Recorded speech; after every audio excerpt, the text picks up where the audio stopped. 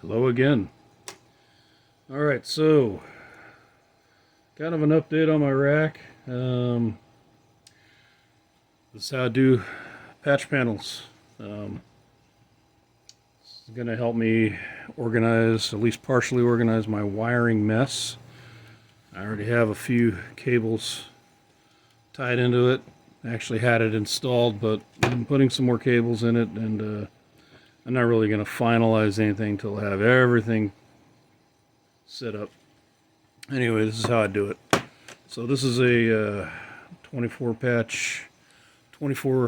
patch panel from Monoprice. Got it on Amazon. I can't remember what I paid for it. No matter, you can find it, I'm sure. And I'm using these little pre-made cables. I usually make my own, but in this case, this just makes things a little easier for me. Got these from Home Depot, but I'm sure you can find them wherever networking cables are sold. Probably find them cheaper, but I don't care. It's what I got. So what I'm going to do is it's a 10-foot cable. It's 10 feet. This is Cat 5e, but it's only going to my servers, mostly to the IPMI side of it and to some of the ones that don't really care about anything more than 1 gigabit per second. So I stretch them out and I turn one cable into two. And I'll have the ends right here kind of together. I'll stretch them out until I get an end that is roughly where I want to cut it. And cut it. There it is. And yeah, I go about my business. Okay, so I flip this bad boy over. I'll probably be cutting this zip tie here. In fact, I'll do it right now. And then I'll ring this. See if these snips are sharp enough to do it. That looks like they are. If they're not sharp enough, you struggle like that. Ah, there it goes. It came off. I'll do the same thing with the other one.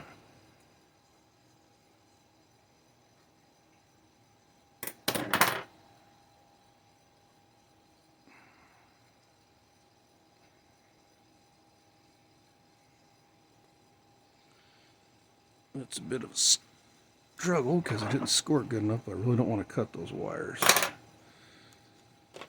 There we go. So, yeah, probably just, you could fold this back. I don't know why it doesn't have a drawstring.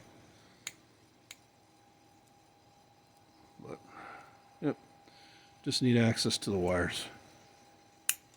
There we go. Just wanted a little more. Okay, so, Monoprice ships their, put that down, they ship their patch panels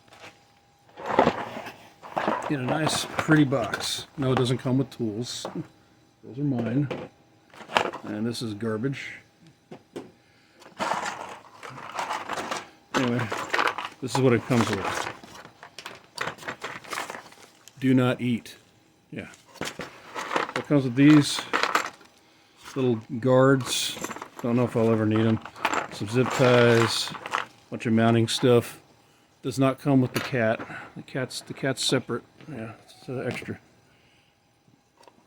Comes with this little tool here. I hate it. Don't use it. Get good tools. But that's what it comes with. So I will use this 110 punch down. Klein tools. You can get it from Home Depot, probably Lowe's. You can probably get better ones, but this one has served me well. So that's what I'll be using. Woo. Again with the,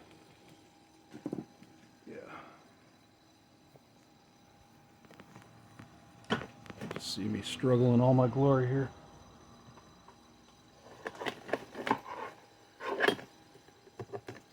So, take one of these cables, stretch it out. So it comes with a nifty little guide on how to punch this stuff down. Okay. So you want to use, I use the A. So I don't know how well that can be seen, but it's the top. If you're looking at it like this, then it like this, which would be probably easier to understand. So the A is right there. This one and this one. Okay.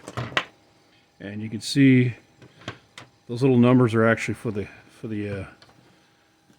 pairs themselves, the wires themselves. These numbers here, I don't know how well you can see that. These numbers here are what ports they go to. So using that guide, kind of fan out the wires.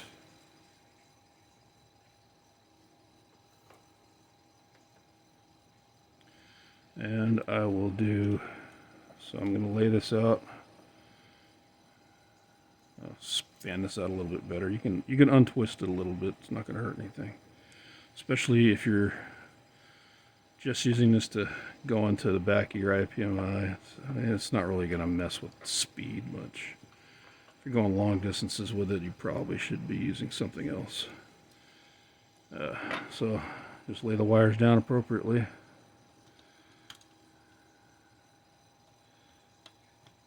Okay, like that. So the next one is going to be the orange pair. Okay, make sure these are seated in pretty good there. And they might come out. So that little tool might come in handy for kind of setting it down. In fact, so it's not completely useless, but I like to finish at least with the 110 punch down. So I'm going to go ahead and punch these down just to demo it, and because I don't like the aggravation of these things popping back out. I don't know how well you can see me doing that, but find out. And they're pretty clean, see? This thing has a blade on it, that's sharp. That'll hurt you.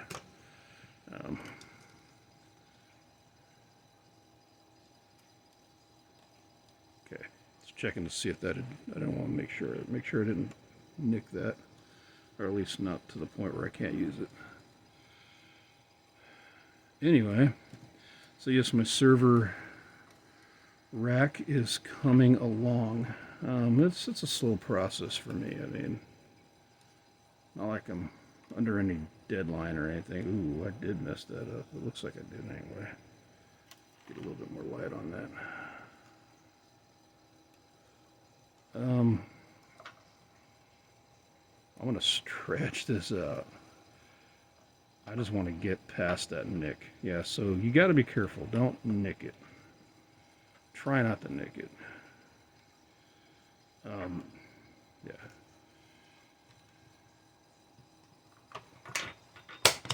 There we go. Punch that in. So it's past that nick. It should work, and if it doesn't, I'll just have to re-terminate it. But that's how it goes. Yeah, you gotta be careful. All right.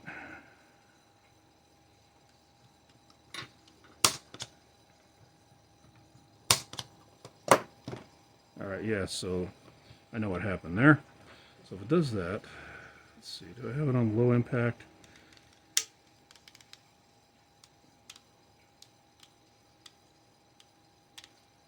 This thing's kind of cheap. Put on high impact. There you go. See? So I think all the other, yeah, those are terminated well. So I get the next one I did. If I can find it, and kind of dropped it on the floor. What kind of ragtag operation am I doing here? Okay, so again, I'll show it again. It's important. So yeah, my rack's coming along, and it is. I have all of my servers in the shelf, which is good. Man, those things, they get heavy, especially the higher up you go in the rack. If anyone ever said that racking servers was for the weak, well, they've never tried to rack us. What was it? I think I got 5 different servers in there. Never try to rack it by themselves, that's for sure. Yeah, definitely not for the weak. At least not without help. Definitely, yeah. And if I was smart, I probably would have enlisted some help from somebody. But I'm not that smart. I'm not that smart. Since I'm a bit of an introvert. A bit of an introvert, and that's yeah. So I'm not somebody who easily asks for help, and I probably should work on that. But it is what it is, right?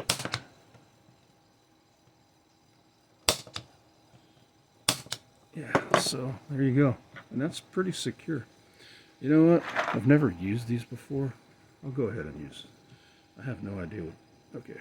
Oh, yeah, that clips it in. Look at that. Keeps the wires from popping out a bit. Oh, it's supposed to. I don't know if it actually does.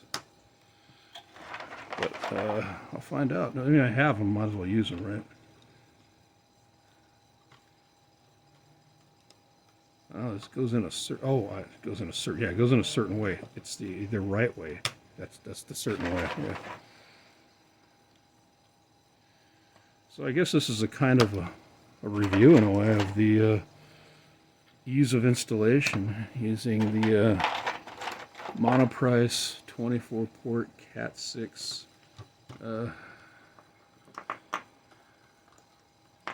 patch panel. Comes with zip ties. Now with zip ties.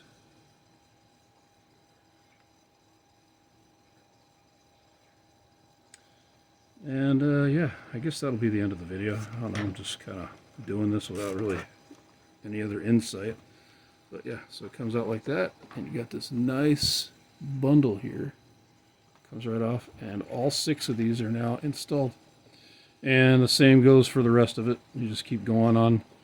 Just keep going on down the line until you got them all terminated. And even with the other ends already terminated, all you gotta do is run it to the back of your rack, and plug them into the back of your servers or whatever you got running there, and then you run from your switch to here.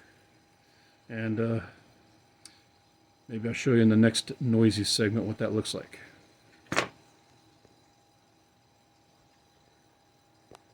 Alright, so here's my mess. And there's the panel installed. And those are all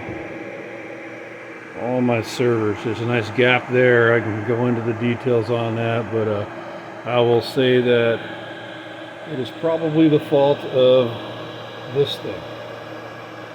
It's not exactly a standard mount. I could probably mess with it, but everything is incredibly heavy, so it's probably not going to happen. Anyway, the idea is, yeah, you see all these cables right here, so you get them all sweep back, and I have them kind of hanging out here. Eventually what I'll do is I'll tuck these back here, and then we'll plug into the back of these things. Okay? And so this is a work in progress. You can see these are little, actually Cat 6 that I had. I had terminated these myself. But I'm not going to get too far into that because I don't have any strain relief boots, and I really don't like these hanging out. I mean, they're working, but before I waste a whole bunch of connectors and end up snagging on things on different things, I'll probably get some strain relief boots to put on these, and I'll make some new ones. I'll probably keep these until they die on me, and then I'll make a new one. But all the rest of them are going to have the proper strain relief boots.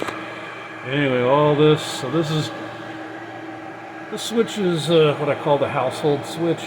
My house doesn't really need a whole lot. It's a 24-port switch. But I like to put my IPMI and anything experimental onto this as well, which is one of the reasons why I have these. These are for my servers. IPMI, iDRAC, whatever flavor. Anyway. but the rest of this goes up to here. And some of this actually goes to my little mini office slash bedroom, which you won't see. But so the idea is I'm going to clean this up, and I left this long intentionally just because I didn't know where I was going to put stuff. But this, yeah, I'm going to make some custom cables, and they're going to go straight in to this, and that's going to be a separate project there. So maybe in the next video that concerns how I'm doing this, you will see some progress on that. But until then, bye.